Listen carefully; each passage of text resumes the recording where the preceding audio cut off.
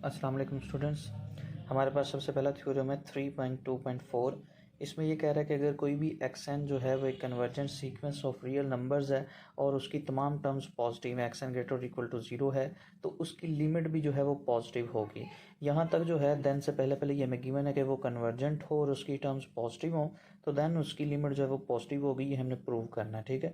तो ये गिवन पहले देते हैं और इसको प्रूव कर देते हैं। कंट्राडिक्शन से इसको प्रूव करेंगे। मैं सपोज कर लेता हूँ कि जो उसकी लिमिट है वो लेस देन ज़ीरो ही मीन नेगेटिव है, पॉजिटिव नहीं है। तो अगर ये नेगेटिव है तो नेगेटिव से बोथ साइड में मल्टीप्लाई करने पे ये आ जाएगा minus x greater than zero. अब हम ये कहते हैं कि ये चूँकि कन्वर्जेंट है, ठीक है, ये भी गिवन है। तो एप्सिलॉन हम एक हर एप्सिलॉन के लिए हमें क्या मिलेगा, कोई ना कोई के मिलेगा। तो मैंने जो एप्सिलॉन लिया वो मैंने यही माइनस एक्स ले लिया, क्योंकि minus x greater than zero है और एप्सिलॉन ग्रेटर देन ज़ीरो ही हमने चूज़ करना होता है। तो इस एप्सिलॉन के लिए हमें कोई ना कोई के मिलेगा, क्योंकि जो एक्स है वो क्या है, कन्वर्जेस है, जो कि ये चीज़ सेटिस्फाई करेगा एप्सिलॉन, ठीक है। तो फिर ये भी प्रॉपर्टी हमें पड़ी हुई है कि अगर एक नंबर की एब्सोल्यूट वैल्यू किसी नंबर से लेस है तो उसको यूँ राइट कर सकते हैं माइनस ई लेस देन ए लेस देन सी। तो यहाँ पे इस चीज़ को हम यूँ राइट कर सकते हैं, absolute value of x n minus x is less than epsilon को minus epsilon less than x n minus x less than epsilon. अब इसमें हमने क्या किया, एक्स को ऐड कर दिया, ठीक है। तो ये आ जाएगा x minus epsilon x n and x plus epsilon. अब यहाँ पर ये चीज़ हमें वाज़े है कि एक्स एन जो है वो लेस देन है एक्स प्लस एप्सिलॉन से, यानी कि जो भी एक्स एन टर्म होगी वो एक्स प्लस एप्सिलॉन से लेस होगी। तो यहाँ पे मैं क्या करता हूँ, मैंने एक स्पेसिफिक टर्म कोई एक्स के ले ली है, ठीक है। के भी इसमें मौजूद होगी कोई ना कोई टर्म, तो वो इससे वो भी क्या होगी, लेस होगी। अब चूँकि एप्सिलॉन की वैल्यू भी हमें पता है क्या है, माइनस एप्सिलॉन है, तो यहाँ पर लगाने पे वो क्या आ जाएगी, इस एप्सिलॉन की जगह पे एक्स प्लस माइनस एप्सिलॉन, और ये ज़ीरो हो जाएगा। जो कि ये बात शो करता है कि एक्स एन इज़ एक्स के इज़ लेस देन ज़ीरो है। जबकि हमने कहा था कि जितनी भी टर्म्स हैं गिवन में वो सारी की सारी क्या हैं, पॉजिटिव हैं और सीक्वेंस कन्वर्जेंट है। तो ये तो इस चीज़ के साथ कंट्राडिक्ट कर गई है बात, ठीक है, which contradicts with x n greater और इक्वल टू ज़ीरो। इस बात के साथ कंट्राडिक्ट की है कि इस तमाम की तमाम टर्म्स क्या हैं, पॉजिटिव। तो इसका मतलब अगर हम यहाँ पे पॉजिटिव लिमिट लेते तो तब ही हमारे पास ये चीज़ भी ट्रू आनी थी, ग्रेटर देन ज़ीरो आनी थी, ठीक है। तो इसलिए हम यहाँ पे कह देंगे कि दिस इम्प्लाइज दैट जो लिमिट है वो क्या होनी चाहिए, पॉजिटिव होनी चाहिए, देन ये हमारी स्टेटमेंट ट्रू होगी। जी स्टूडेंट, नेक्स्ट हमारे पास जो थ्योरम है वो 3.2.5 है। इसमें ये कह रहा है कि अगर कोई भी दो सीक्वेंसेस एक्स एन और वाई एन कन्वर्जेंट हैं और उसमें ये चीज़ भी होल्ड कर रही है कि जो एक्स एन की तमाम टर्म्स हैं वो वाई एन की तमाम टर्म्स से लेस हैं, तो फिर इनकी लिमिट भी लेस होगी, ठीक है।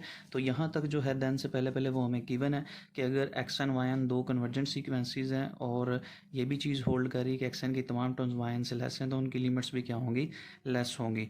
तो ये भी हम जानते हैं कि हम दो सीक्वेंसेस को सब्ट्रैक्ट भी कर सकते हैं। तो मैंने प्रूफ में सबसे पहले यही किया है कि इन दोनों को सब्ट्रैक्ट कर दिया, वाई एन और एक्स एन को, ठीक है। इस तरह सब्ट्रैक्ट किया y n minus x n, और जब दो सीक्वेंसेस को सब्ट्रैक्ट करें तो एक नई सीक्वेंस ही आती है, उसको हमने जी एन कह दिया, या यूँ इसको लिख सकते हैं g is equal to y minus x. अब यहाँ पे ये जी एन जो है वो ग्रेटर इक्वल टू ज़ीरो होगा तमाम टर्म्स के लिए। क्यों ज़ीरो होगा, क्योंकि ये चीज़ हमें गिवन थी एक्स एन इज़ लेस और इक्वल टू वाई एन। तो यहाँ पे मैंने हिंट दिया है as we have given x n is less और इक्वल्स टू वाई एन। तो एक्स एन उधर जाके जब सब्ट्रैक्ट हो जाएगा, ठीक है, या एक्स एन को बोथ साइड पे सब्ट्रैक्ट करें तो y n minus x n आएगा, दैट इज़ ग्रेटर और इक्वल टू ज़ीरो हो जाएगा, इधर तो ज़ीरो बचेगा।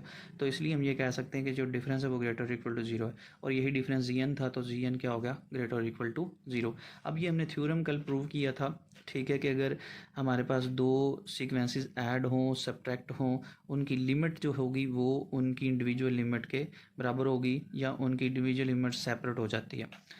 तो यहाँ पर बी अगर दो सीक्वेंसेस ए एन और बी एन सब्ट्रैक्ट हो रही हैं तो उनकी लिमिट क्या हो जाएगी, सेपरेट हो जाएगी। ये थ्योरम मैंने प्रूव किया। इसी थ्योरम को अब यहाँ पे इस्तेमाल करेंगे इस सीक्वेंस के ऊपर। तो बोथ साइड पे जब लिमिट लेंगे, ठीक है, तो limit y n minus x n की क्या हो जाएगी, सेपरेट हो जाएगी। Limit of y n minus limit of x n इसको लिखा जा सकता है।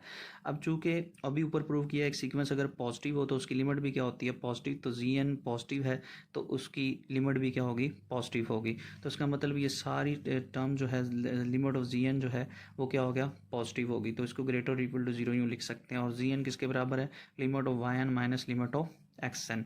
तो इधर से हम जस्ट ये टर्म भी ले सकते हैं कि 0 इज़ लेस और equal to limit of y n minus limit of x n. अब यहाँ पे बोथ साइड्स पे लिमिट ऑफ एक्स एन को ऐड कर दोगे तो ये चीज़ होल्ड कर जाएगी। तो यहाँ से ये बात साबित होती है कि अगर दो सीक्वेंसेस कन्वर्जेंट है और एक की टर्म जो है वो दूसरे से लेस है तो उनकी लिमिट भी जो होंगी वो क्या होंगी, लेस होंगी। जी स्टूडेंट, नेक्स्ट जो थ्योरम है उसमें ये है कि अगर कोई सीक्वेंस कन्वर्जेंट है और उस सीक्वेंस की तमाम टर्म्स जो हैं एक्स एन वो दो नंबर्स ए और बी के बिटवीन बाउंडेड है तो जो उनकी लिमिट होगी वो भी क्या होगी, उन दोनों नंबर के बिटवीन बाउंडेड होगी। आइए इसको प्रूव करते हैं। तो हम ये कह लेते हैं कि वाई एक कॉन्स्टेंट सीक्वेंस है। सबसे पहले एक कॉन्स्टेंट सीक्वेंस ले लिए जो कि बी से बन रही है, बी कोई भी रियल नंबर है उससे बन रही है। तो हम ये भी कल देखा था कि जो भी कॉन्स्टेंट सीक्वेंस होती है वो उसी नंबर को कन्वर्ज करती है जिससे वो मिलके बनी होती। तो बी से बनी है तो इसलिए वाई जो है वो बी को ही कन्वर्ज करेगा। और अभी हमने थ्योरम प्रूव किया है कि अगर एक सीक्वेंस लेस है दूसरी सीक्वेंस से, ठीक है, तो उसकी लिमिट भी लेस होगी। तो ये मैंने वही थ्योरम यहाँ पे ले लिया, limit of x is less और equals to limit of y. अगर ये चीज़ है तो हमने अभी वाई को क्या बोला है, y is converges to B, तो वाई की लिमिट फिर क्या होगी, बी होगी। और ये चीज़ हमारे पास आ जाएगी limit of x is less और equals to be.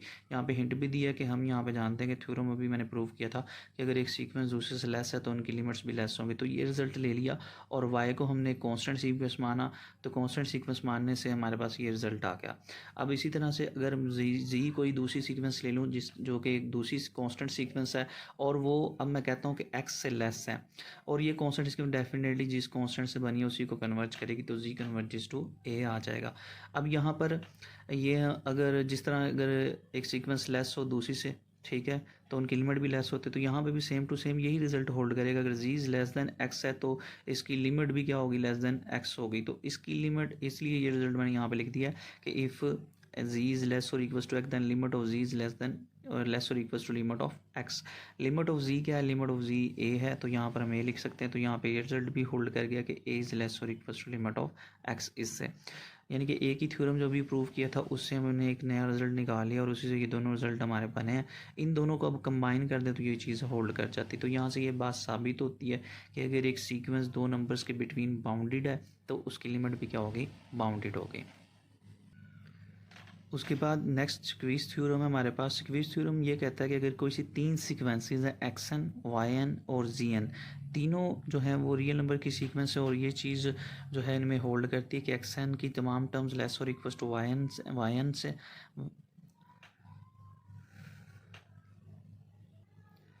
Ji next हमारे पास स्क्वीज थ्योरम है। इसमें ये कहा जा रहा है कि एक्स एन एक सीक्वेंस है और एक सीक्वेंस वाई एन है और एक सीक्वेंस हमारे पास जी एन है जो कि रियल नंबर्स की सीक्वेंसेस है। और इनमें ये रिजल्ट होल्ड कर रहा है कि एक्स एन की तमाम टर्म्स वाई एन से लेस हैं और वाई एन की तमाम टर्म जो है वो जी एन से लेस हैं, ठीक है।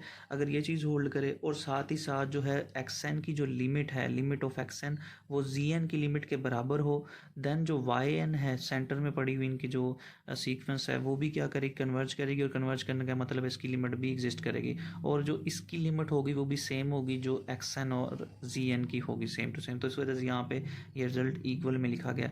तो यहाँ तक देन से पहले जो टर्म है ना ये हमें गिवन है कि हमारे पास तीन sequences x n, y n, g n और वो ये इस इनइक्वालिटी को सेटिस्फाई कर रही हैं।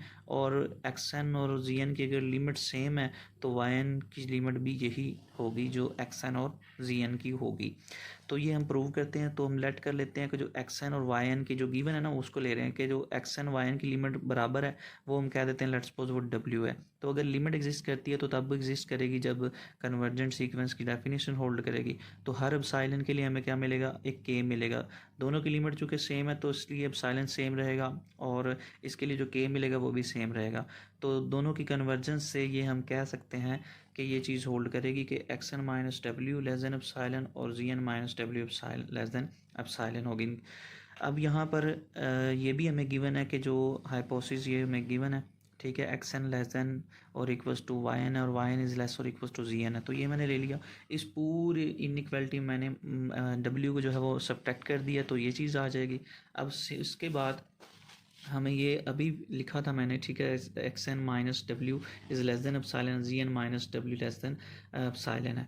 तो यहाँ से वही रिजल्ट हम दोबारा से लगाएंगे जो मैंने पिछले थ्योरम पे लगाया था कि अगर हमारे पास एक नंबर की एब्सोल्यूट वैल्यू लेस है तो उसको यूँ राइट कर सकते हैं। तो इस एब्सोल्यूट वैल्यू को भी यूँ राइट किया जा सकता है और इस एब्सोल्यूट वैल्यू को भी यूँ राइट किया जा सकता है। अब यहाँ पर हमारे पास ये दिख रहा है कि एक्स एन माइनस जो W है that is greater than minus epsilon है। तो जो भी रिजल्ट हमने ये लिया था, ठीक है, इसमें ये जो एक्स एन माइनस W है इसको मैं कह सकता हूँ that is greater than minus epsilon, ठीक है। और इस तरह से यहाँ पे देखा जा सकता है कि जी एन माइनस W है this is less then epsilon, तो इस जी एन माइनस W को मैं कह सकता हूँ this is less then epsilon.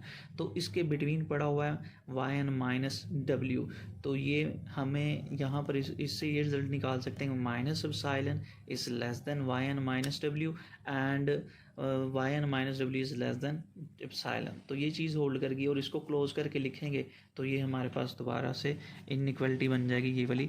और इसका मतलब क्या है कि हमें एप्सिलॉन मिल गया और इस एप्सिलॉन के लिए हमें k भी मिला था, चूँकि वही एप्सिलॉन है जो x और z के लिए xn और zn के लिए हमें मिला था, ठीक है, और उसके लिए k एग्जिस्ट कर रहा था, तो एप्सिलॉन भी मिल गया और उसके लिए k भी एग्जिस्ट कर गया। इसका मतलब है yn की लिमिट एग्जिस्ट करेगी दैट इज़ w, और इसको यूँ राइट कर सकते हैं limit of y is equals to w। उसके बाद हमारे पास इसके रिलेटेड एग्जांपल्स हैं। एक सीक्वेंस है n जो कि हमने ये साबित करना है कि ये डाइवर्जेंट है, तो इसको मैं कहता हूँ कि ये एक्स सीक्वेंस है, ठीक है, और ये कन्वर्जेंट है। कंट्राडिक्शन ले लिए कि ये कन्वर्जेंट है। अगर ये कन्वर्जेंट है तो बाउंडेड होगी, तो इसके लिए कोई ना कोई अपर बाउंड एग्जिस्ट करेगा जो कि एक पॉजिटिव रियल नंबर होगा, ये हमने थ्योरम पढ़ा हुआ है, ठीक है। तो ये मैं कहता हूँ कि m ग्रेटर दैन 0 एक एग्जिस्ट करेगा, तो उससे क्या होंगी तमाम सीक्वेंस की एब्सोल्यूट वैल्यू क्या होंगी, लेस होंगी, ठीक है। For all n belongs to n mean तमाम एब्सोल्यूट जो टर्म्स की एब्सोल्यूट वैल्यू होगी वो इस m से लेस होगी। लेकिन यहाँ पर अश्मीदियन प्रॉपर्टी वायलेट कर जाएगी। अश्मीदियन प्रॉपर्टी क्या थी कि अगर कोई great non zero positive real number है, ठीक है, तो उसके लिए एक नेचुरल नंबर ज़रूर एग्जिस्ट करता है जिससे वो रियल नंबर क्या होता है, लेस होता है। तो यहाँ पर जो real number m greater than 0 है तो उसके लिए भी कोई ना कोई नेचुरल नंबर एग्जिस्ट करेगा जिससे ये लेस हो, ठीक है। लेकिन यहाँ पर n हमें दिया हुआ जो कि तमाम के तमाम नेचुरल नंबर्स ही हैं, तो यहाँ पे तमाम के तमाम नेचुरल नंबर इस m से क्या हो रहे हैं, लेस हो रहे हैं। तो इसके लिए तो कोई नेचुरल नंबर एग्जिस्ट ही नहीं करेगा जो इसको क्या करे, लेस करे, ठीक है, या जिससे ये लेस हो, क्योंकि यहाँ पर जो सिचुएशन है उसके अकॉर्डिंग तमाम के तमाम नेचुरल नंबर इस सेम से क्या है, इस पॉजिटिव रियल नंबर से क्या है, लेस है। इसका मतलब ये स्टेटमेंट हमारी रॉन्ग है जो हमने ली थी, क्योंकि अर्शमीदियन प्रॉपर्टी रॉन्ग नहीं है। अर्शमीदियन प्रॉपर्टी का बाकायदा प्रूव है, जो हमने कंट्राडिक्शन ली थी ये रॉन्ग है, ठीक है। अगर ये रॉन्ग है तो उसका मतलब है ये कन्वर्जेंट नहीं है, तो कन्वर्जेंट ना हो तो फिर क्या होती है, डाइवर्जेंट होती है। तो हम कह सकते हैं कि this implies that action is divergent. Next हमारे पास एग्जांपल है -1 की पावर n। इसको हमने प्रूव करना है कि डाइवर्जेंट है। -1 की पावर n जो है बाउंडेड सीक्वेंस है, डेफिनेटली बाउंडेड है। -1 1 -1 1 -1 1 ये सीक्वेंस है, तो ये -1 और 1 के बिटवीन बाउंडेड है। तो यहाँ पे एक अपर बाउंड ले लिया इसका m इज इक्वल टू 1। अब यहाँ पर अगर ये बाउंडेड है तो कन्वर्ज भी करेगी, तो इसकी लिमिट भी होगी। लेट्स सपोज इसकी जो लिमिट है वो a है, ठीक है, ये लिमिट इसकी एग्जिस्ट करती है। तो लिमिट एग्जिस्ट करती है तो कन्वर्जेंट सीक्वेंस की डेफिनेशन होल्ड करेगी, जो वो क्या है कि हर एप्सिलॉन के लिए हमें कोई ना कोई k मिलेगा और फिर ये चीज़ होल्ड कर जाएगी। ये लेस देन एप्सिलॉन होना था, लेकिन यहाँ पे क्या है 1, क्योंकि एप्सिलॉन को मैंने यहाँ पे लिया 1, तो एप्सिलॉन कोई भी ले सकते हैं। फॉर एवरी एप्सिलॉन ये चीज़ होल्ड करनी चाहिए, तो मैंने एप्सिलॉन को यहाँ पे 1 ले लिया है, ठीक है। तो चूँकि ए लिमिट थी इस वजह से यहाँ पे ए आ गया, और ये आप जानते हैं कि सारी की सारी डेफिनेशन इस तरह से राइट की जाती है। उसके बाद यहाँ पर केसेस राइज होते हैं कि जो n है वो ओड होगा तो क्या चीज़ होल्ड करेगी, और अगर इवन होगा तो क्या चीज़ होल्ड करेगी, क्योंकि ये नेचुरल नंबर है और नेचुरल नंबर जो है वो इवन भी हो सकता है और ओड भी हो सकता है। तो आइए इसको डिस्कस करते हैं। तो अगर n जो है वो एक नेचुरल नंबर होगा, ओड नंबर होगा, तो फिर हमारे पास क्या चीज़ एग्जिस्ट करेगी, ये -1 ही आ जाएगा, ठीक है। और इस एब्सोल्यूट वैल्यू को हम यूँ राइट कर सकते हैं, आप जानते हैं। अब यहाँ पे -1 को क्या करना है, मैंने सॉरी इस 1 को हटाना है, तो इस 1 को हटाने के -1 को हटाने के लिए 1 को पूरी इनइक्वालिटी में ऐड कर देते हैं। इधर 1 ऐड होगा तो 0 आ जाएगा, इधर -a रह जाएगा और ये 2 हो जाएगा। अब इस पूरी इक्वालिटी को इनइक्वालिटी को माइनस से मल्टीप्लाई कर दूंगा तो ये इनइक्वालिटी के साइन उलट जाएंगे, ठीक है। और इसको हम यूँ भी राइट कर सकते हैं कि ये दिख रहे हैं -2 इज़ लेस देन a, तो यहाँ पे भी ये -2 less than a and a is less then 0, तो a इज़ लेस देन 0, तो यूँ राइट कर सकते हैं इसको, ठीक है। उसके बाद अगर n इवन होगा तो फिर यहाँ पे जो -1 है ये पॉजिटिव हो जाएगा, ठीक है, और इसको पॉजिटिव यूँ लिख सकते हैं। अब इसको भी अगेन इस तरह से हम डिवाइड कर सकते हैं। अब यहाँ पर जो है वो 1 को बोथ साइड्स पूरी इनइक्वालिटी में हम ऐड कर देंगे -1 को। तो -1 को जब ऐड करेंगे ये -2 हो जाएगा, यहाँ पे ये कट जाएगा और माइनस ए ही बचेगा और यहाँ पे ये 0 हो जाएगा। इस इनइक्वालिटी को भी माइनस से मल्टीप्लाई कर दें तो ये 2 हो जाएगा और इनइक्वालिटी के साइन उलझ जाएंगे और ये ए आ जाएगा, ये 0 हो जाएगा। अब यहाँ पर ये दिख रहा है 2 इज़ ग्रेटर दैन ए और ए इज़ ग्रेटर दैन 0 है, तो यहाँ पे हम लिख सकते हैं कि 0 इज़ लेस दैन ए, यूँ भी पढ़ा जा सकता है, तो 0 is less than a and a is less than 2 then a is less than 2, इस तरह से रिप्रेजेंट किया जा सकता है। अब यहाँ पे एक सिचुएशन है कि ए लेस दैन 0 भी है और ए ग्रेटर दैन 0 भी है, तो ऐसा पॉसिबल नहीं है कि एक नंबर जो हो वो एक 0 से लेस भी हो रहा हो और एट द सेम टाइम वो ग्रेटर भी हो रहा हो। तो इसका मतलब ये ए जो है इस इन दोनों इनइक्वालिटी को सेटिस्फाई नहीं करेगा, तो इसका मतलब ऐसा है कि एग्जिस्ट ही नहीं करेगा जो ये चीज़ होल्ड करे। तो एग्जिस्ट नहीं करेगा मीन तो ए ही हमारी लिमिट थी, लिमिट भी एग्जिस्ट नहीं करेगी, तो लिमिट एग्जिस्ट नहीं करेगी तो ये कंट्राडिक्शन आ जाएगी कि जो हमने लिया था कि एक्स कन्वर्जेंट है तो ये कन्वर्जेंट भी नहीं होगी, तो फिर ये क्या होगी, डाइवर्जेंट होगी।